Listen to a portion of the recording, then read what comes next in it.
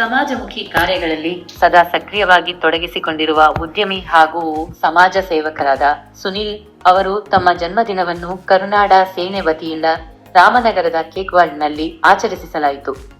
ಸಾಮಾನ್ಯವಾಗಿ ಜನ್ಮದಿನಗಳನ್ನು ಕೇಕ್ ಕತ್ತರಿಸುವುದು, ಶುಭಾಶಯ ಸ್ವೀಕರಿಸುವುದು ಹಾಗೂ ವೈಯಕ್ತಿಕ ಸಂಭ್ರಮಾಚರಣೆಗಳ ಮೂಲಕ ಆಚರಿಸಲಾಗುತ್ತದೆ. ಆದರೆ ಉದ್ಯಮಿ ಹಾಗೂ ಸಮಾಜ ಸೇವಕರಾದ ಸುನಿಲ್ ರವರು ತಮ್ಮ ಜನ್ಮದಿನವನ್ನು ಸಮಾಜದ ಕನ್ನಡಪರ ಶ್ರಮಜೀವಿಗಳೊಂದಿಗೆ ಹಂಚಿಕೊಳ್ಳುವ ಮೂಲಕ ವಿಭಿನ್ನ ಮಾದರಿಯನ್ನು ಮೂಡಿಸಿದರು.